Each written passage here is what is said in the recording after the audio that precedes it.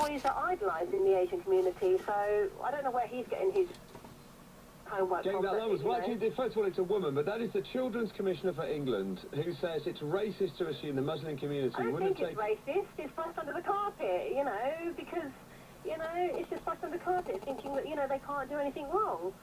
It's, you know, you need to wake up and face, you know, face the facts that things like this happen, and it's wrong. I mean, I'm not even sure it's actually helpful for people to say it's racist to think that. It's racist to say that. Racist. It's actually, I wouldn't say it's racist. No, it's actually, I mean, in a way, that's also at the heart of the problem. They're hiding away from the fact that they have a problem in their community. That's what it is.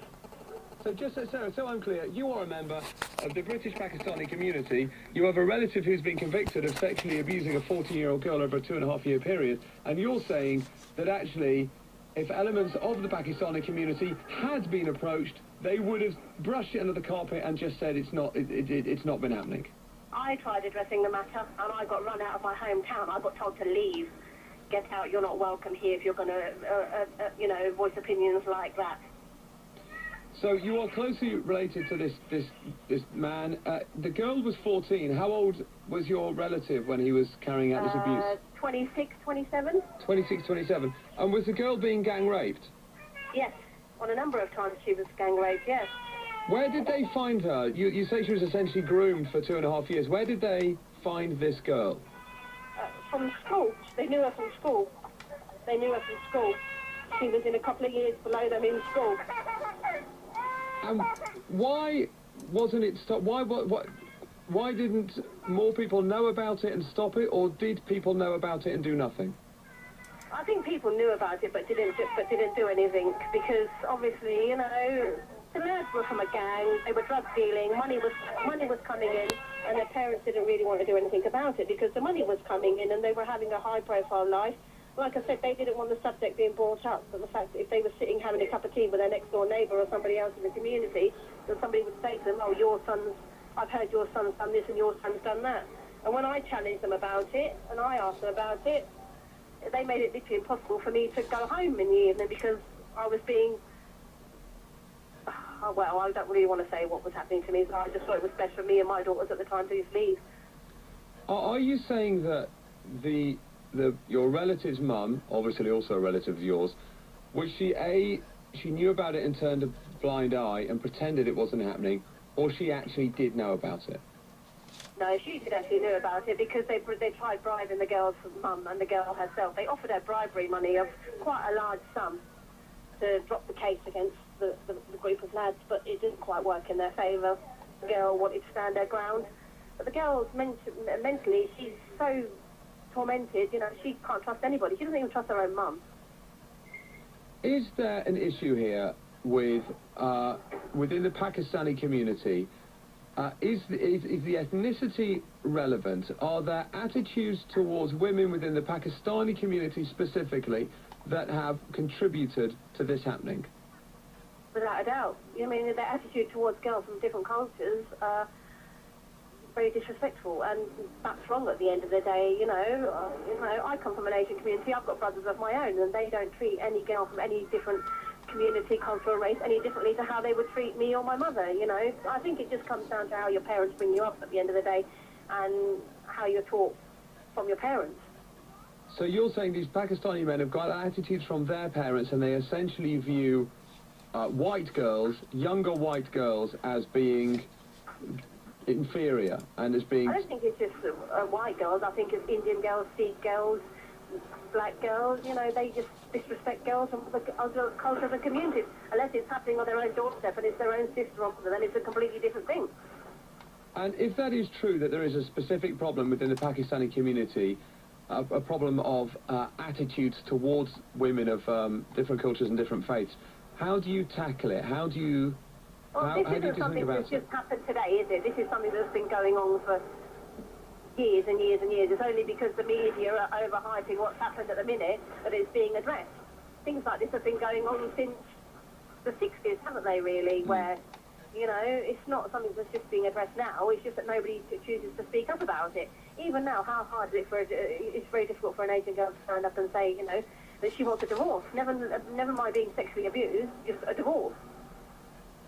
Do you have any sympathy with these police officers and counsellors who say, we didn't do anything about it because we were worried that... They shouldn't be allowed to work in that profession. If they can't take the responsibility and have a basic duty of care to the people that turn for them to help, they shouldn't be in this job.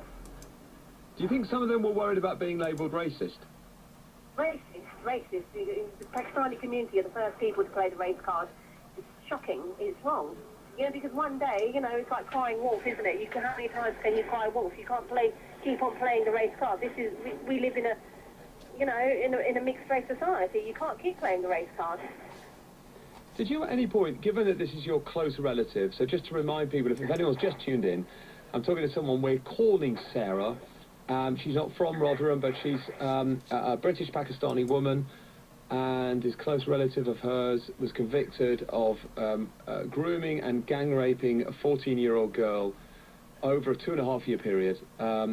Did you ever speak to him about it? Did you ever try and rationalise with him and have a conversation with him? I did. Because he was one of the youngest in the group. It was pure peer pressure for him, you know, it was pure peer pressure. Oh, no, you know, it's okay, it happens, you know, back in the homeland country, it happens, it's all right. It's all right, she said it's okay. And, you know, sometimes that poor girl, from what I've read in the papers, you know, was being tortured by 2 or 3 men a day. One of his excuses was it happens back in the homeland country. I said, well, we're not in the homeland country. We're in this country, and whether it happens in the homeland country, that's wrong as well, because Islamically it doesn't say anywhere that that's allowed, you know. Whether a girl's from this country or homeland country or any other country, no means no. Are there many... You're speaking out, and this strikes me as unusual, Sarah. I might be wrong. Maybe there are many relatives, British Pakistani women, who are related to the men that have been carrying out this abuse that have been speaking out, but I haven't heard many speaking out. It probably happens on a daily basis at home to women that are married, or women that are like, you know, come from different backgrounds. I don't really know. I'm not afraid to speak out, you know.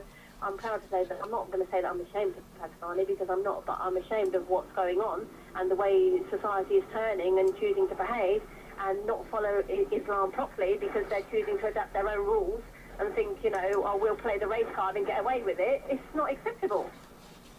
Yeah, of course. And my point was going to be that there must be lots of British Pakistani women like you who react to this as a human being and are absolutely appalled by what has happened.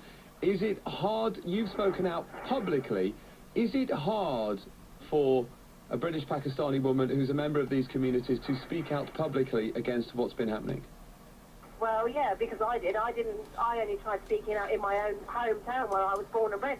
And I got to leave my hometown where I was born and bred, you know, because it was made very difficult for me to lead a normal life without getting, you know, tortured every day, you know, gossiped about every day, fingers pointed at every day, abuse from my letterbox every day, you know, disowning me in the community every day. And I just thought I didn't want I've got girls of my own. I didn't want my girls growing up in an atmosphere like that. So your community, to a very large extent, completely turned against you because you spoke out about the abuse? Yeah. Yeah, because I spoke out about the abuse, and I said, you know, it doesn't matter what race or colour or creed the girl is. You know, she said no. She said no, she was 14. And I asked the question, if that was your own daughter or mother, would you not speak out then? Would you not want something done about it then, or would you brush it under the carpet? You know, and that attitude didn't go down very well. If your community's going to turn on you like that for speaking out about gang rape, I mean, this seems like such a deep-rooted cultural problem, Sarah, that it's really hard to know how to get to the bottom of it. Why do you think nobody's been convicted for this long? Because, you know, everybody's afraid. Nobody wants to be the bad person in this. You know, they don't want to be seen to offending anybody, upsetting everybody. And, you know, what with the elections coming up, nobody wants to be seen to be doing or saying the wrong thing, you know? Can I just ask you, just to come back to something you mentioned earlier that I wasn't quite clear about. This is a reminder that your close relative was a man of 26 who gang raped a girl who was 14. This happened over a 2.5-year period, so I don't know whether she was 14 at the end or the beginning of that period, but this is roughly... No, she was 14 at the time when the abuse started. Okay, she was 14 when it started, 2.5 years. He and his friends gang raped her and they groomed her. He's a close relative. You've spoken out. You've been thrown out of town.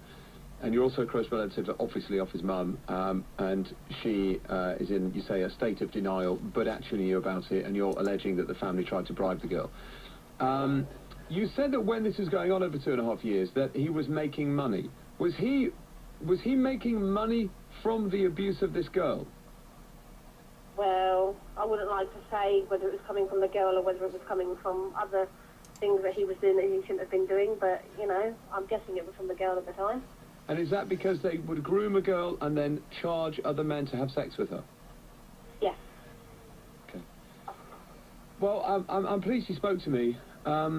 It was... The thing is, though, it's important to, you know, voice your opinion, whether you come from an Asian background or a white background. You know, sexual abuse is wrong, you know, so there's nothing to be ashamed of. There's people there to help. Times have changed, you know, the system's there to help, but it's just unfortunate that when you hear stories like that, you lose faith in a lot of things, you know, so you've just got to be strong. I mean, the girl's now 16, you know, and, you know, she's been through such a lot. If people would have listened to her then and taken action then, maybe this wouldn't have happened to such an extreme limit, you know. Are most Pakistani women from your community as appalled as you? Pardon? Are most women in your community, are they as appalled as you are? Even if they haven't spoken out, are they as appalled as you are? They don't say anything because they don't want to be seen to be doing the wrong thing or saying the wrong thing, because they've all got families of their own and daughters of their own, so they don't want to be seen to be making any sort of suggestions, so they just don't acknowledge it. Are you scared? Are you nervous now speaking out? Yes, I was. When I rang up, when I got the phone call, I was scared. But at the end of the day, you know, like I said, I've got daughters of my own.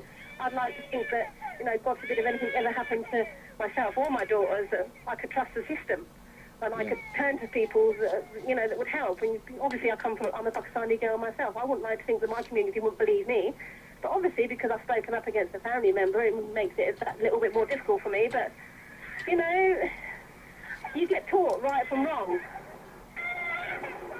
Well, you know, most of these Muslim communities and Islamic preachers, they're all men. There's no women there to protect the women, to help the women. You can't go and voice your opinion with anybody, really. And, you know, it's very hard when you get told from high people in the community that, no, that's not right, you know, oh, OK, we'll deal with it, and it just gets brushed under the carpet. Thank you for talking to me. It's a courageous and a brave thing that you've done, an important thing that you've done in speaking out. This is by Sunday. I'd just like to make a point as well, that not in any way am I disrespecting all Pakistanis or saying that all Pakistani men are like that, because obviously I've got brothers of my own.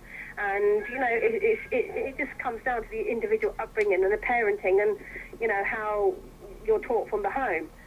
You know, because there are educated Pakistani men out there that agree with me and say that what's happening is wrong. Likewise, there's probably educated women out there that agree with me or that have got kids of their own say that what's happened is wrong. What a fantastic and important voice you are, Sarah. You sound very busy there with your family. I'll let you get back to it. No, actually, I was walking through the town, and because it's the summer holidays, there seems to be quite a lot of children about. Is that what it is? Okay. Well, listen, we are very grateful here at Radio 5 Live for you talking to us. And thank you, Sarah. All the best. Thank you. Thank you. Thank you. Bye-bye. Bye-bye. It's 28 minutes past 3. Just to let you know about Drive, which